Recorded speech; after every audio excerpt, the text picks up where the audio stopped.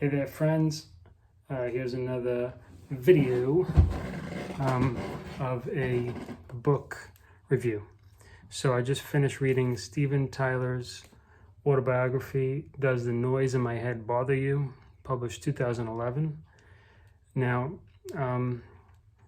unlike the Gene Simmons book, which I read last, I was a Kiss fan growing up, but definitely more of an Aerosmith fan. So this book was pretty intriguing for me. Aerosmith was never a huge favorite of mine. Like, I never wore an Aerosmith t-shirt. Growing up, I was more into Metallica, Megadeth, Guns N' Roses, Halloween, Iron Maiden. But Aerosmith, I had maybe 10 or 12 Aerosmith cassettes in my collection, So they were always a presence in my life. So learning how Steven Tyler progressed as an artist was very fascinating. So first of all, I want to say that Steven Tyler is an original.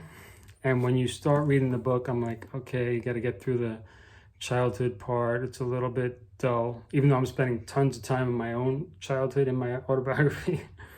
It's a different approach, I hope, but than what I've read in others.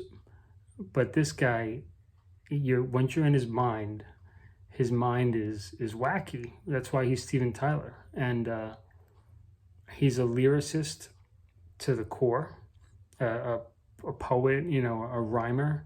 So the words are just jiving the whole time, the way his mind works. So it's not dull. He jumps around a lot. The timeline is hard to, I like timelines. I like paying attention to that. It's very hard to follow his timeline. You don't know if it's true, it's accurate or not. Like, I would double check. I'm like, wait, did he just say this year and then he just said that year? And I'm like, who knows? It doesn't matter. He did tons of drugs, a lot of drinking. You don't hear so much about the drinking, but he's a drinker as well. A lot of drugs, cocaine was a big one, but he would do anything, and he loved it. He loved getting high, and he tells you about it without regret. His only regret is that he can't get high anymore because it messes him up. This was up to 2011, and he went into rehab as late as, I want to say 2009, I think. So he was just an addict to the core, and sex addict, drug addict, maybe attention addict. He didn't say that, but fascinating artist and human being. Unlike some other rock stars, I feel like, even though he said that the main thing, Aerosmith's main motivations were the three M's: money, music, and women, basically. And that's, sex, drugs, and rock and roll right there. But I always felt he had heart, not just because of the sort of cheesy, over-the-top love songs he wrote, but I just feel like he's a human being that, he has heart, as distorted as his motivations may be, as perverted or askew his mind is. I feel like his heart is real, and it comes through his music, comes through his writing, comes through his personality. I'm sure he would be a very difficult person to work with in Aerosmith, and he says that the Aerosmith guys are very difficult to work with, but it's a match made in rock and roll heaven/hell, Aerosmith. Very fascinating. Now, I do want to read the stories of the other guys, at least to some degree, to get a balanced view on it, even though he kind of has a lot of harsh things to say about his fellow bandmates.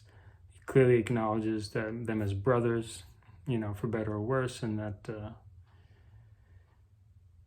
Aerosmith is, of all bands he could ever be in, Aerosmith would be his number one choice. So he does, clearly show that he's grateful, even if, the guys in the band have not been ideal brothers.